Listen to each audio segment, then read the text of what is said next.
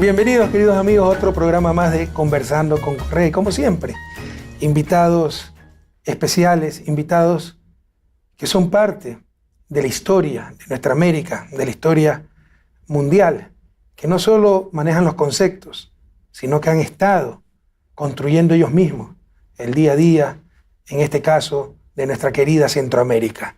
Bienvenido, José Manuel Zelaya, expresidente de Honduras del 2006 al 2009, cuando fue destituido por un claro golpe de Estado. Pero de esos golpes de Estado, esas circunstancias que suelen ocurrir en nuestra América, donde todo el mundo mira hacia otro lado, ¿no? Porque la democracia es válida para ciertos actores políticos. Cuando esa democracia se rompe, se destroza, para impedir que actores que no gustan a ciertos países, a ciertos sectores, continúen con los cambios, insisto, prevalece la indiferencia, incluso la abierta impunidad. Bienvenido, José Manuel. Gracias, Rafael. Gracias por esta invitación. Me siento honrado. Y además aprovecho para agradecerte. Tal vez algunos sectores del pueblo no recuerdan, pero tú jugaste un papel esencial, fundamental, diría yo, muy patriótico, muy de la patria grande latinoamericana, cuando se da ese acontecimiento brutal en Honduras de la intervención armada en el ejercicio civil. Rafael Correa, a quien tenemos aquí, no solo se pronuncia inmediatamente, sino que se desplaza a Centroamérica. Acuérdate que estaba la Cristina Kirchner, estaba Lugo, estaba Daniel Ortega, presidentes que se comprometían con la democracia. Y yo quería aprovechar este espacio para agradecerte primero tu valentía, tu integridad en ese momento defendiendo la democracia en otro país.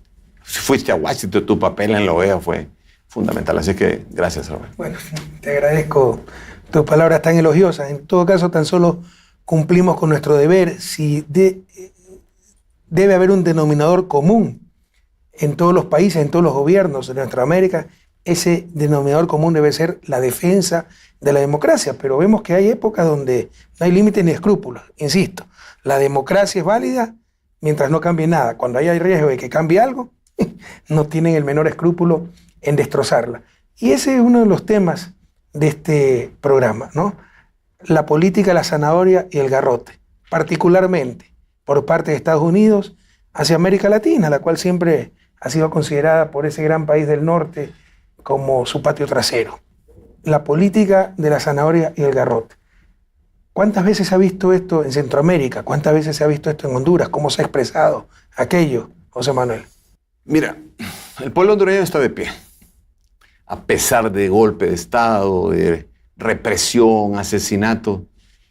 Hay cambios, sí, pero cambios hacia la radicalización del sistema neoliberal y de la dictadura capitalista que gobierna el planeta.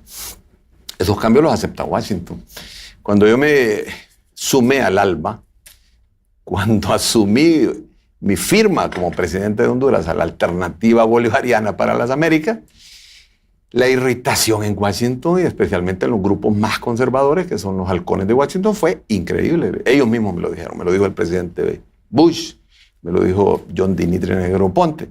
Si usted se une al ALBA, va a tener problemas con los Estados Unidos. Los tuve. Y si me tocara volver a firmar la Alternativa Bolivariana para las Américas, una asociación de países antiimperialistas, anticapitalistas y democráticos, lo volvería a hacer con gusto, porque ese es el futuro de nuestros pueblos.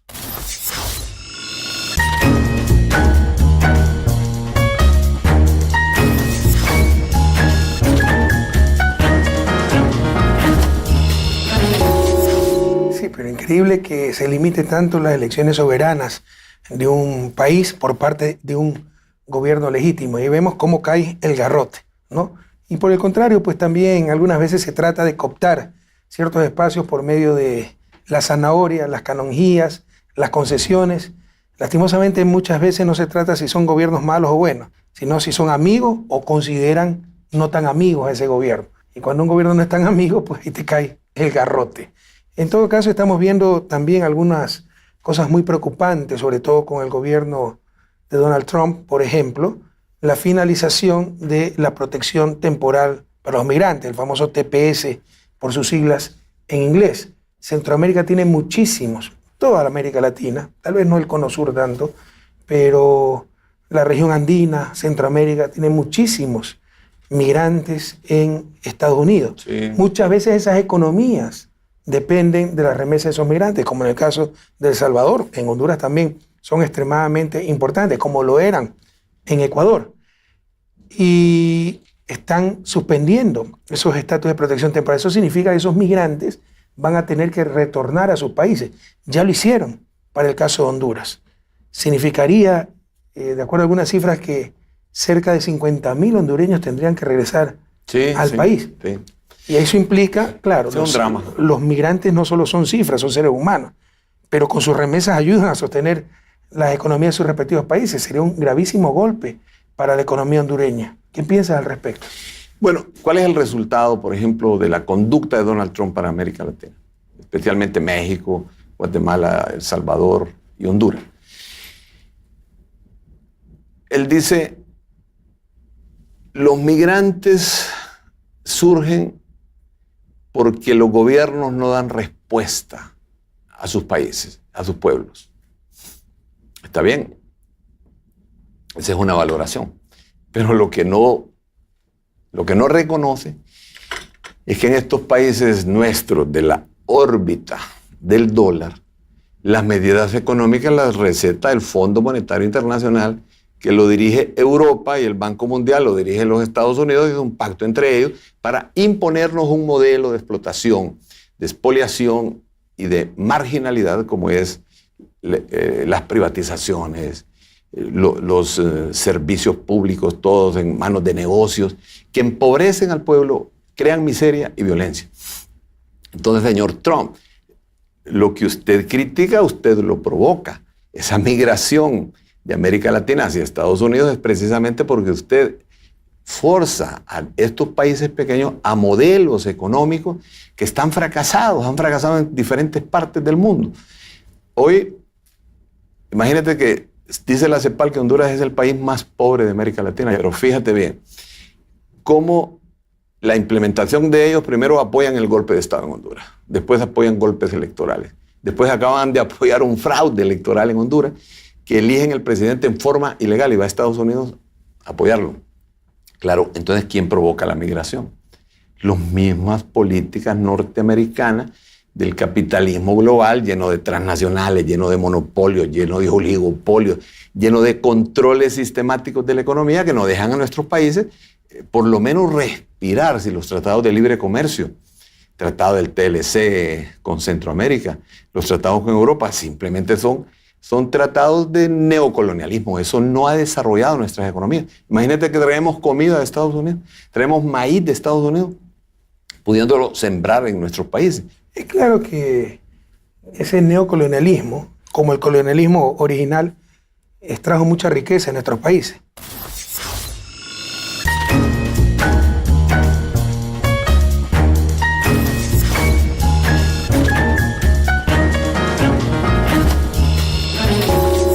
La pregunta es que si no hubiera existido esa explotación, esa dependencia de nuestros países hacia los países del norte, hubiéramos sido desarrollados. A lo que me refiero es que también tenemos fuerzas internas de exclusión, de marginación, de todo lo que ha dicho. Por ejemplo, ciertas burguesías, ciertas élites, que siempre han dominado nuestros países, conectados más con la metrópoli que con su propia patria, ¿no? Y que han excluido a las grandes mayorías de los beneficios del progreso. Quintas columnas. Bueno, por ejemplo, el modelo económico capitalista es un modelo excluyente, explotador, simplemente degradante, inmoral. O sea, basa toda su hegemonía en el proceso de negocios. Una sociedad, acuérdate tú de la CEPAL allá por los 70, con Raúl Previs, que decía sustitución de importaciones. Por ejemplo, nosotros ahora, casi todos nuestros países dependen de la metrópoli, dependen del comercio internacional, dependen de la globalización. Es la teoría o la tesis de la dependencia ligada al poder hegemónico de la metrópoli. Eso, ¿qué es lo que ha traído? Primero, después de la etapa colonial de España, trajo los grandes enclaves mineros, los grandes enclaves bananeros.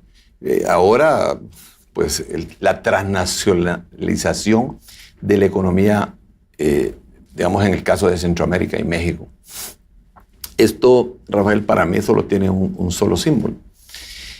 Cuando hoy el modelo económico neoliberal aplicado en el sistema capitalista de dictadura capitalista mundial está dando señales de fracasos, de colapsos en diferentes partes del mundo, radicalizan sus políticas frente a estos países que buscan el desarrollo, todos los países de América del Sur.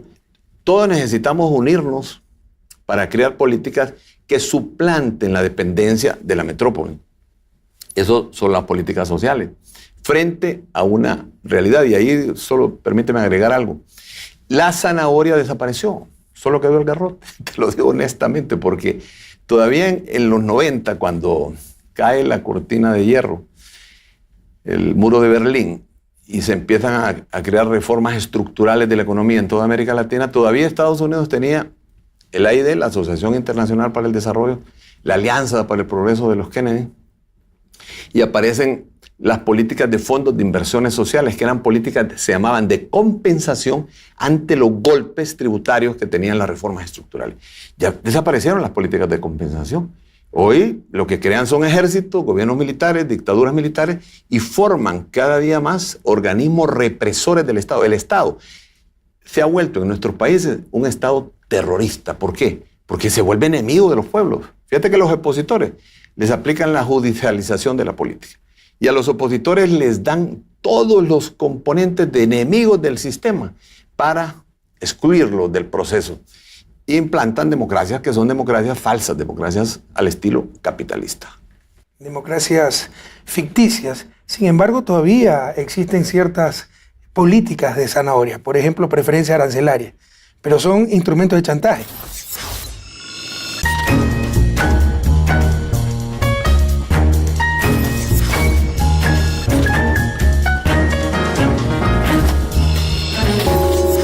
País que se porta mal, te amenazo con suspenderte tu preferencia arancelaria. Acceso a sus mercados.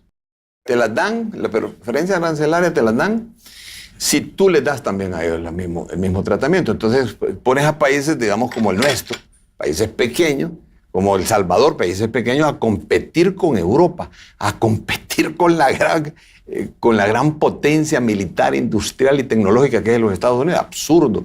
Dice, competamos en igualdad de condiciones.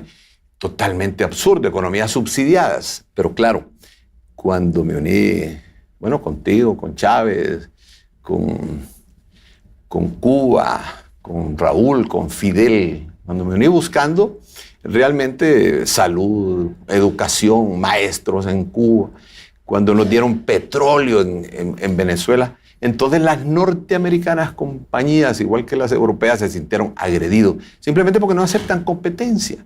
No aceptan. En Honduras todo es monopolio.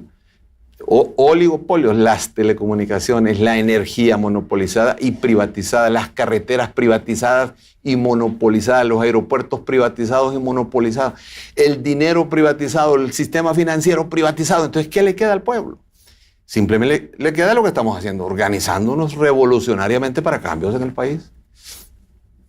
Pero sí, muchas veces se dice que la izquierda colapsó por el colapso del bloque soviético, que era la izquierda marxista, pero lo que ha fracasado en América Latina, sin duda es el capitalismo. Por supuesto, puede ser un capitalismo mal aplicado, como tú has dicho, lleno de oligopolio, monopolio, pero eso es lo que hemos tenido, y eso es lo que ha hundido a nuestros países en el retraso, en el subdesarrollo.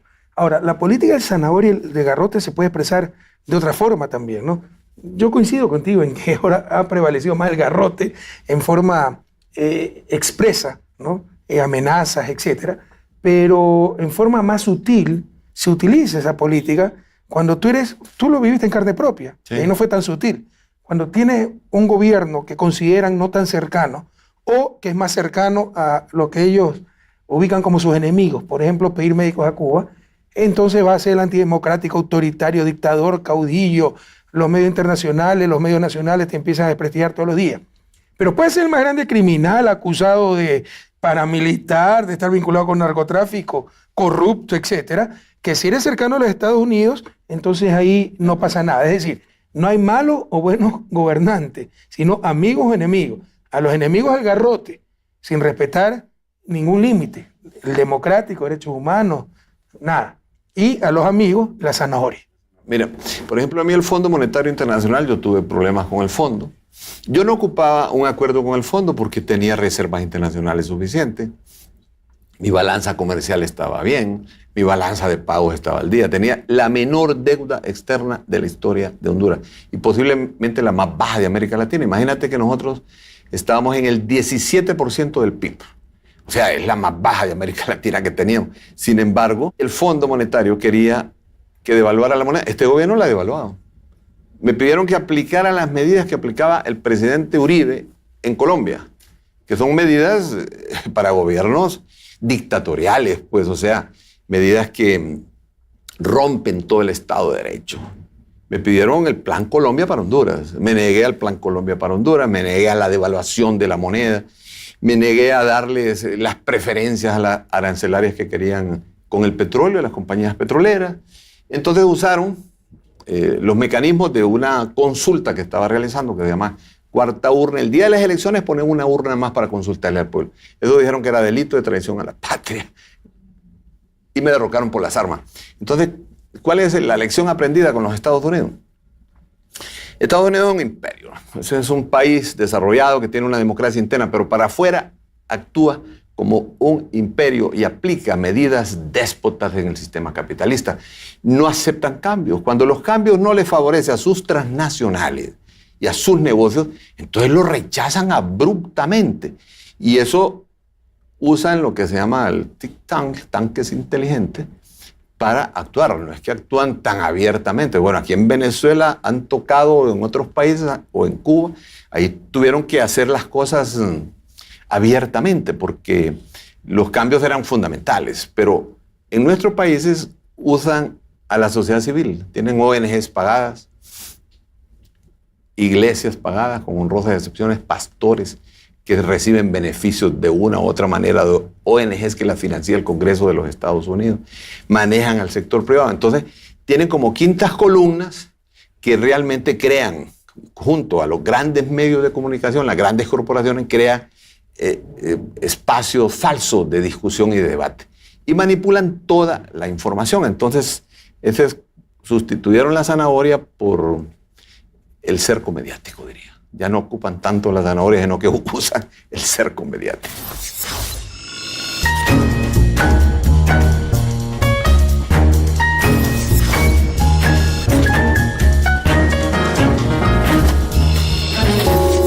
Eso es lo que nuestros ciudadanos muchas veces no entienden. Lo que estamos conversando muchos no lo deben de creer, pero es cierto, ¿no? Tiene cierto margen de acción, pero hasta que pones en peligro sus intereses, ahí viene una arremetida feroz, campañas de prestigio brutales, algunas veces muy evidentes, otras veces, como no son tontos, de mediano o largo plazo te estudian, ¿no? Por ejemplo, cooptan nuestros sistemas judiciales dándole beca a los jueces, visa por 5 años a los fiscales, y el momento entonces que tienen un problema, esos jueces no están pensando en la justicia, sino en que le renueven nuevamente la visa 5 años, ¿no? Y tienen control de nuestros sistemas, o al menos influencia en nuestros sistemas judiciales. Mira mi caso específico. Con la derecha me hacen presidente, correcto. Planteo salidas, soluciones pacíficas, democráticas, apertura internacional, apertura de mercados. No pongo un solo impuesto en el país, un solo impuesto no puse en el país, sino que más bien abro las posibilidades de mercados en petróleo, de mercados en telecomunicaciones, pero no aceptan la competencia. Hablan de libre mercado.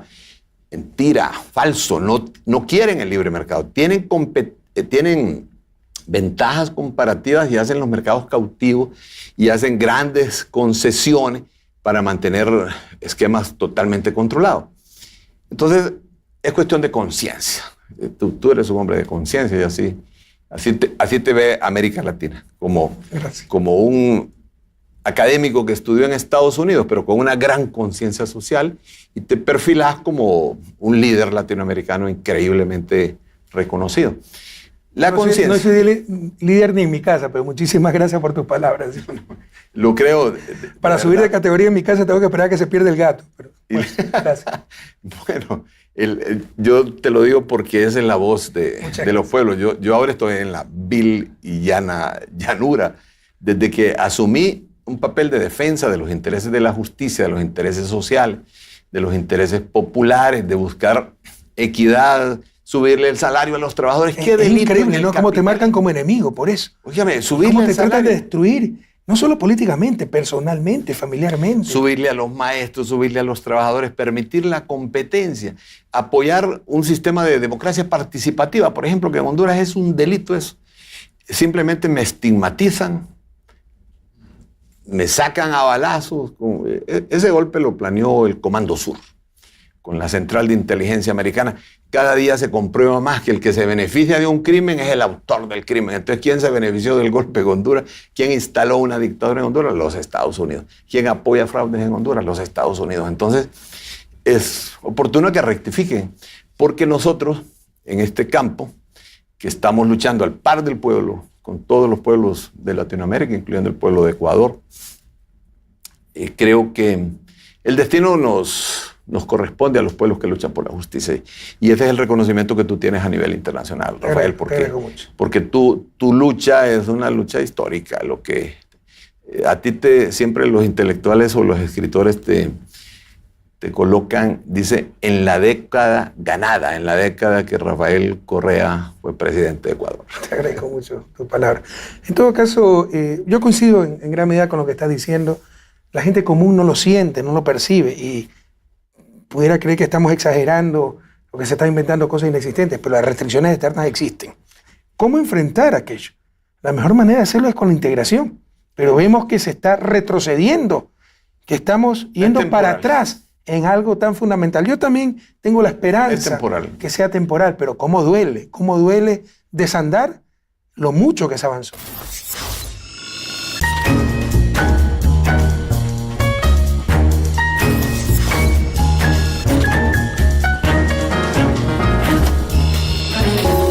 En Honduras se creó, a raíz del golpe de Estado, se crea el Frente contra el Golpe. Se forma un nuevo partido político. Este nuevo partido político ha ganado 2 veces las elecciones, esta última con una alianza, la anterior con Xiomara y ahora con Salvador. ¿Y sabe lo que ha hecho Estados Unidos?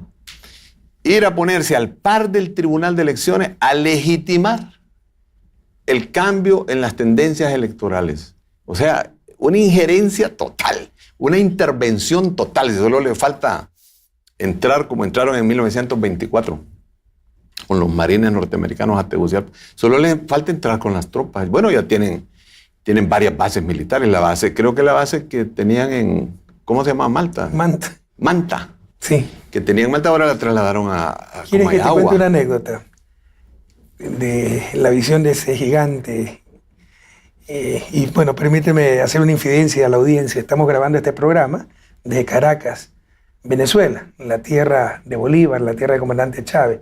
Hugo Chávez era un tipo, tú lo conociste, ¿pues? Una visión geopolítica, estratégica, impresionante. Y él me dijo, una vez cuando expulsé la base de Manta en el año 2008, Ecuador tenía una base extranjera en suelo patrio. Sí. Y hay un video muy decidor. Los marines saliendo con sus mochilas, cabizbajos, a subirse a un avión de carga para dejar el Ecuador.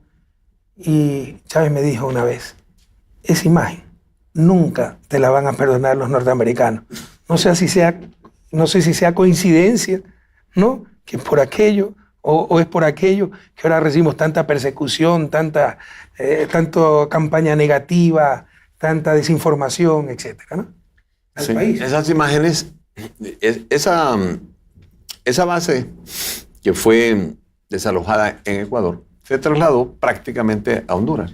Y nuestras oligarquías decían, Correa no es estadista, es un caudillo pasional, porque no hay nada de malo. Y los norteamericanos, la embajadora también me decía, no hay nada de malo en tener una base norteamericana en Ecuador. Y yo le dije, muy bien, se la mantengo, siempre y cuando nos permitan poner una base ecuatoriana en Miami. Yo me acuerdo. Estamos esperando la respuesta todavía. Sí, al par del Comando Sur. Esa situación yo la reclamaba hace poco en un programa de televisión en Honduras. Yo le decía, mire, un país como Honduras que le abrió la puerta a las bases militares norteamericanas, que hay más de 6, 7 bases militares y que usan todos los aeropuertos de Honduras en un tratado militar. Un país que le abrió las puertas al Tratado de Libre Comercio de los Estados Unidos. Le abrió las puertas a las transnacionales norteamericanas con las mineras, con las bananeras, con las maquilas, con todo. Que les hemos permitido operar en Honduras. Hoy, cruelmente, Donald Trump nos cancela el TPS. ¿Cómo va a creer que nos pague? Y además, el presidente actual de Honduras, que nosotros no lo reconocemos porque surge de un fraude, guarda silencio, cómplice. Porque un tratado internacional solo se cancela cuando los dos países están de acuerdo. Si un país cancela el tratado frente a otro, lo que hace es provocar una guerra. En Honduras no pasó nada. Las iglesias calladas, las ONGs calladas. Hay forma de vencer el imperialismo con desarrollo. Sin desarrollo y sin democracia no hay forma. Pero también con integración, como parte de esa estrategia de desarrollo. Ya no es sueño de nuestros libertadores construir la patria grande, es una necesidad de supervivencia. Presidente, para disminuir esa dependencia, para aprovechar nuestros propios esfuerzos, recursos, ¿no? Aumentar el comercio intrarregional más que el interregional. Sin embargo, en eso se ha retrocedido. Me alegro que guardes tu optimismo, ¿no? Algunas veces uno sí se desanima al ver lo fácil que es destruir lo que tanto costó construir. Pero no hay que perder la esperanza. Yo siento decir que la conciencia que he adquirido después de tu gobierno, el gobierno de Chávez, hoy de Nicolás Maduro, de Cristina, todos estos gobiernos de Evo. Está nombrando el eje del mal, los populistas. Evo Morales, Lula, toda esa época, esa década, sí creó una semilla. Y esa semilla, Rafael, para tu satisfacción, está sembrada. Y esa semilla está creciendo. Y lo que ayer fue y hoy está interrumpido por esa reacción tan dura de la derecha continental y de la derecha europea y la derecha norteamericana, esa semilla y esa esperanza en los pueblos latinoamericanos está cifrada siempre. Tú estás aquí en este programa transmitiendo todas las semanas, todos los meses, mensajes positivos a la población del mundo. Y hay otros líderes que también lo están haciendo. Así es que hay esperanza en ese pueblo, esperanza siempre en que un mundo mejor, como decía Fidel, siempre es posible. Ojalá no venga el garrote. Bueno, pero que nos roben todo, menos la esperanza. Muchas gracias, José Manuel. Gracias a ti. Mucha suerte. Gracias. Un inmenso abrazo Igual. a esa patria tan querida, la patria Morazán, Honduras. Y a ustedes, queridos televidentes, hasta el próximo programa de Conversando con Correa.